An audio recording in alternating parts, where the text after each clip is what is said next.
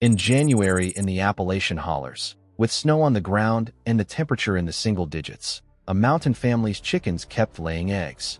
Not every day, and not every hen, but enough to keep a family fed through the worst stretch of winter without ever opening a store-bought carton. How they did it wasn't one secret.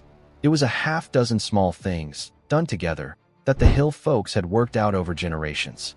Most modern backyard chicken keepers don't know more than one or two of them, and that's why their hens stop laying in November and don't start again until March.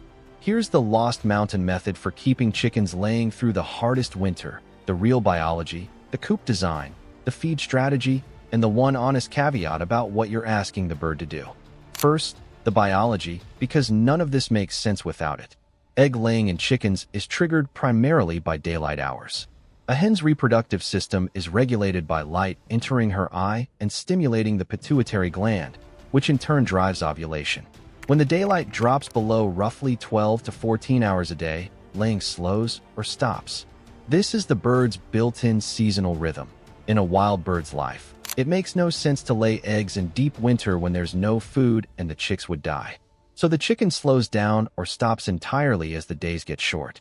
That's the central problem to solve, and we'll get to the light strategy in a minute. The mountain families addressed it, along with several other factors that also affect winter laying: temperature, nutrition, water availability, and overall bird health. A cold, hungry, thirsty, or stressed chicken won't lay even if the light is right. A warm, well-fed, watered, and comfortable chicken will lay even when the light is marginal.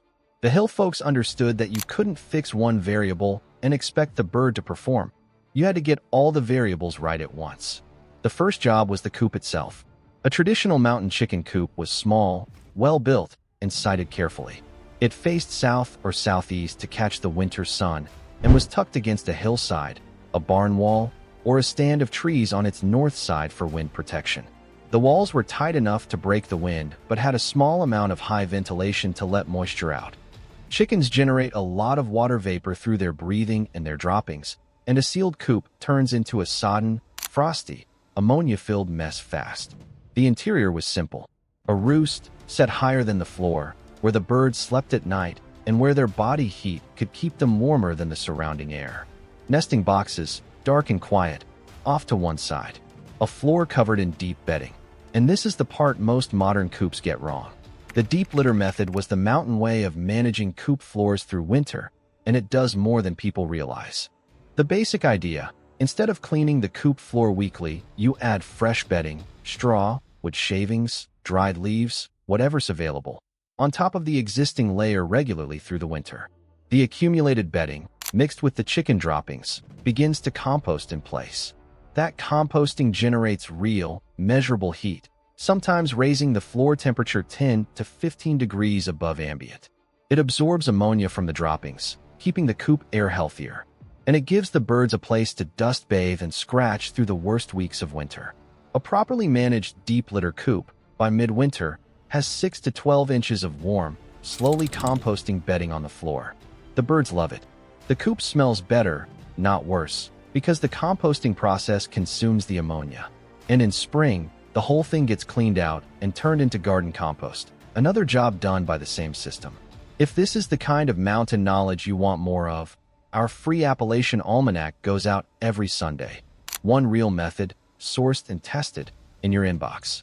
Links in the description. Now, the feed and water side. A mountain family's chickens didn't eat commercial pelleted feed. They ate a mix of grains, kitchen scraps, garden waste, and whatever the birds could forage when the weather allowed it. In winter, when foraging was limited, the family supplemented heavily with grains, corn, in particular, which is high energy and easy to store, and protein sources from the kitchen. Protein matters a lot for winter laying. Egg production demands a steady supply of protein for the bird's body to assemble the egg, and a winter diet that's too heavy on grains and light on protein will shut laying down even if the light is right.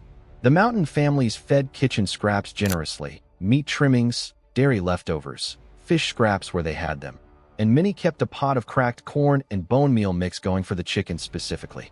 Modern keepers can replicate this with high-protein layer feed in winter, or with supplements like mealworms or scrambled eggs. Yes, scrambled eggs. Chickens are unsentimental. Water is the part most modern keepers underestimate. Chickens need a constant supply of unfrozen water to lay. A hen with no water for half a day will stop laying for several days.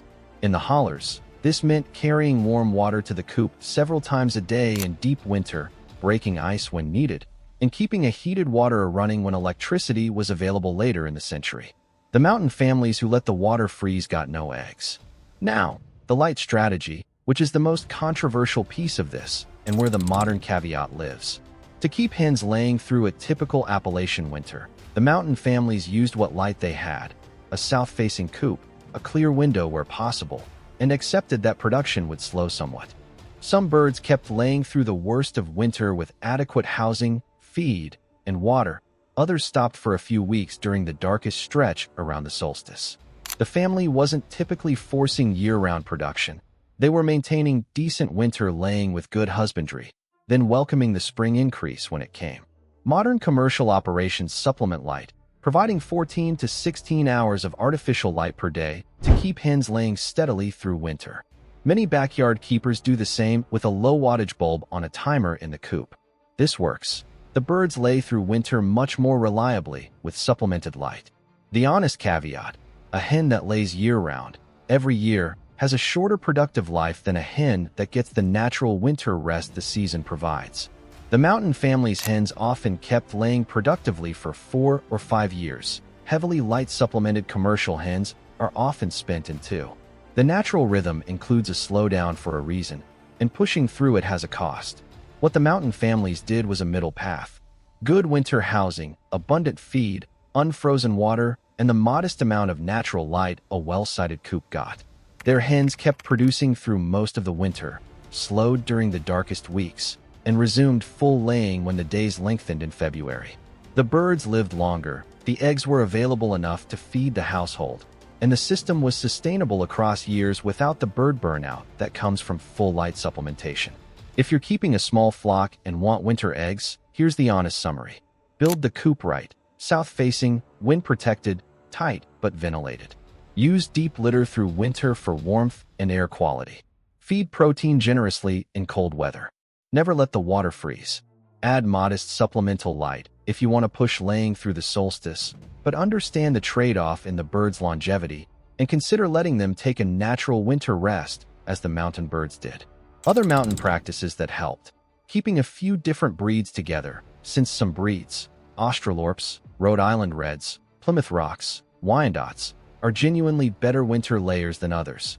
Letting the birds out for a stretch on any day above freezing, since exercise and sunlight help. And not crowding the coop, since stress shuts down laying as fast as cold or hunger. The deeper lesson is one we keep coming back to. The mountain families understood that an animal is a system, not a machine. You don't pull one lever and get more eggs. You take care of the whole system: the coop, the bedding, the food, the water, the light, the bird's basic comfort, and the eggs follow as a natural result of all of that being right. We've largely lost that systems thinking in modern livestock keeping, where the chicken is treated as an input-output machine and the inputs get manipulated to maximize output. The hill folks knew better. They got winter eggs because they took care of the birds, not because they tricked them into laying. A coop facing south, a floor of warm composting bedding, a pot of cracked corn, and a kitchen scraps bucket. Unfrozen water carried out 3 times a day. A few hardy hens content enough to keep laying through the snow. The Appalachian way of keeping the eggs coming when the weather says they shouldn't. The biology of chicken egg production, the agricultural research on deep litter and winter coop management, and the honest discussion of supplemental lighting are all linked in the description. If you want all of these methods in one place, the Appalachian Way Field Guide has 47 of them with the original sources behind each one. Link below. Real methods, real sources, real history. That's the Appalachian Way. We'll see you Friday.